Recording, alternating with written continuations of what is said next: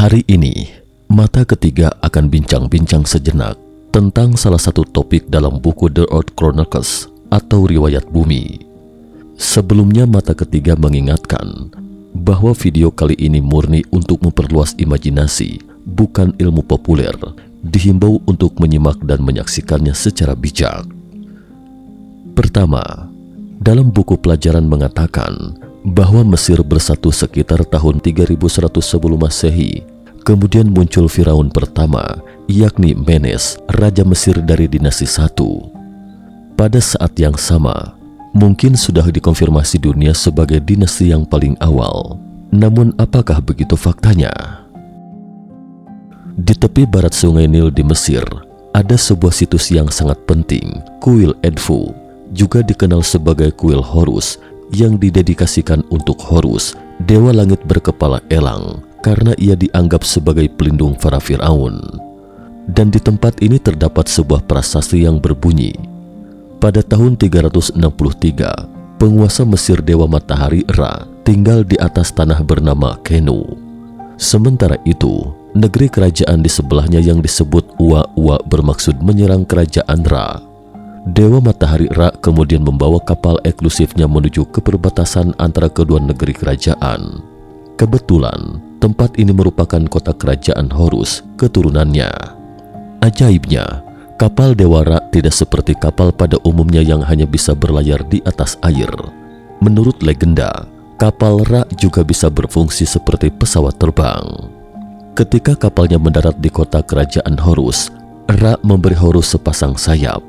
Sekarang kita bisa melihat patung yang menggambarkan sayap di sejumlah situsnya. Selain itu, tidak hanya Mesir, tetapi situs lain di Timur Tengah juga ditemukan ukiran serupa.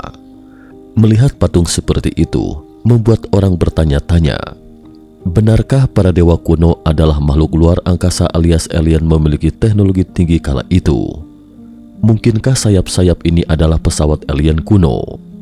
Selain itu, gambaran pada prasasti berikut ini bahkan lebih fantastis lagi. Prasasti itu mengatakan bahwa Horus meluncurkan serangan di udara yang tidak terlihat dan terdengar oleh musuh, membuat semua pasukan musuhnya tewas seketika. Para alien kuno dengan teknologi tinggi ini menggunakan metode serangan diam, tidak terlihat, dan sulit dicerna akal sehat manusia sekarang. Prasasti itu juga menggambarkan dengan hidup tentang sayap yang ditunggangi Horus. Setelah Horus memusnahkan musuh dan kembali ke kapal Ra, dewa kebajikan Mesir lainnya Thoth mengatakan, "Oh, Raja para dewa, Horus yang mengendarai sayap dan memancarkan cahaya warna-warni itu telah kembali ya." Ditilik dari kalimat ini, bisa dibayangkan sayap seperti apa kiranya yang dapat memancarkan cahaya warna-warni itu. Mungkinkah itu adalah sayap logam yang terbang di angkasa yang terbentuk oleh pancaran sinar matahari? Selain itu, seperti yang disebutkan sebelumnya, bahwa cerita yang terukir pada prasasti itu memiliki catatan waktu, yakni tahun 363. Tentu saja, tahun 363 ini jelas bukan tahun sebelum Masehi atau 363 Masehi kita saat ini.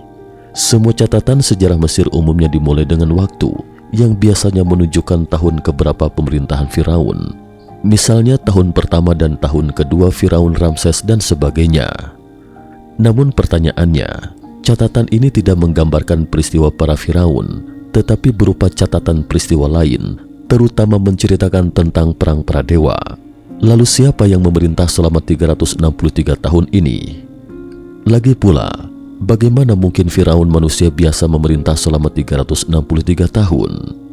Sehubungan dengan ini, mari kita kembali ke masa kekuasaan dewa-dewa Mesir, bukan era pemerintahan manusia yang tidak disebutkan pada umumnya.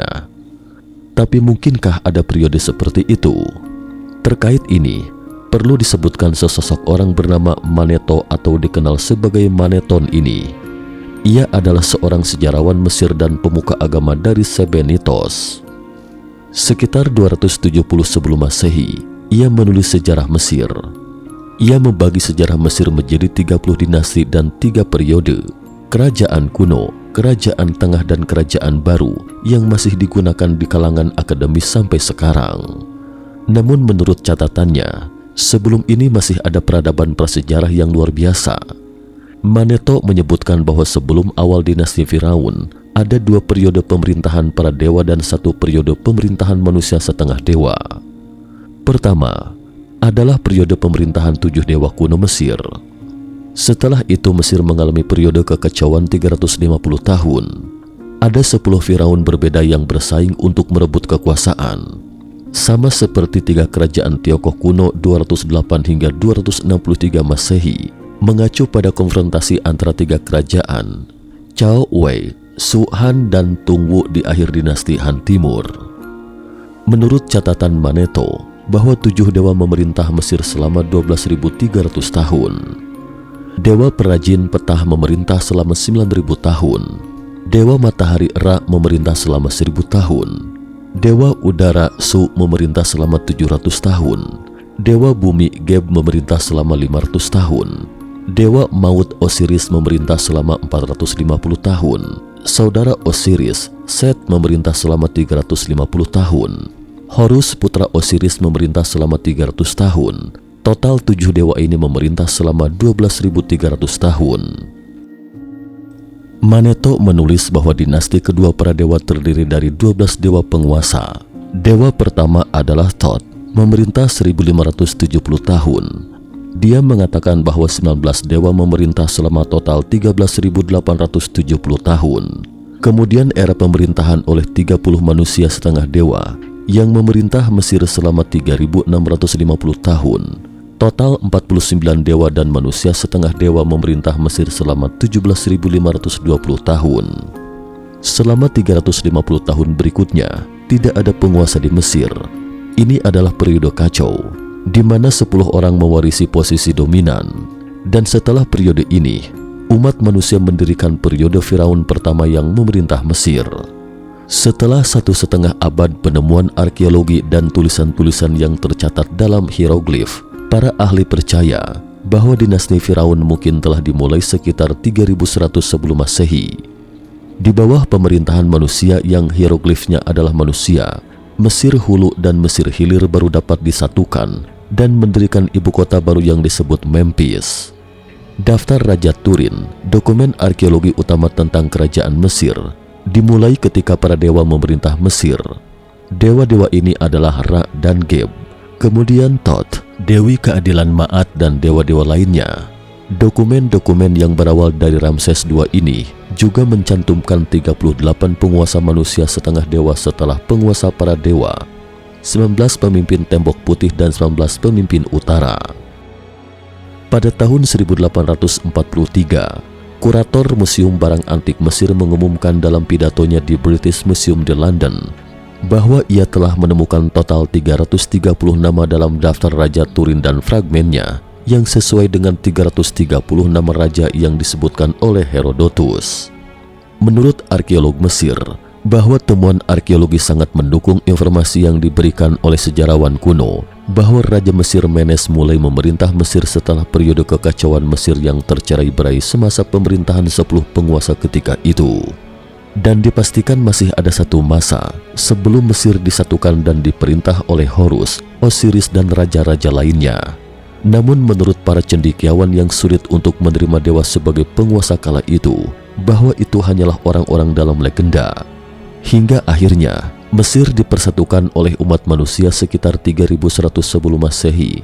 Dan tidak hanya ada catatan Manetho sejarawan Yunani kuno Herodotus, tetapi setelah beberapa kali wawancara dengan pendeta Mesir juga mengatakan, pada masa sebelum Firaun ini, suasana Mesir itu sepenuhnya tidak sama. Manuskrip sejarah Mesir yang ditulis oleh Manetho awalnya disimpan di Museum Alexandria, tapi sayangnya terbakar tak tersisa karena perang pada tahun 642 Masehi. Manuskrip dan banyak catatan sejarah yang tak ternilai harganya dibakar. Jika dicermati, hal ini sangat mirip dengan sejarah Tiongkok kuno. 8 raja bijak Tiongkok kuno jelas-jelas memiliki banyak legenda tentang mereka, tetapi karena tidak ada bukti otentik, sehingga orang-orang hanya menganggap kisah mereka sebagai legenda dan mitos. Namun ada yang mengatakan bahwa pasti ada era lain sebelum dinasti yang telah kita ketahui saat ini. Namun kuncinya adalah dewa-dewa yang legendaris ini, baik itu dewa matahari Mesir atau dewa Fusi dan Kaisar Yan Tiongkok kuno. Apakah mereka itu sosok manusia sesungguhnya atau dewa setelah menjadi mitos? Bagaimana pendapat teman-teman? Cukup sekian dulu topik kita hari ini. Jika suka dengan video mata ketiga, jangan lupa like, subscribe, dan share. Terima kasih atas perhatiannya dan sampai jumpa di episode berikutnya.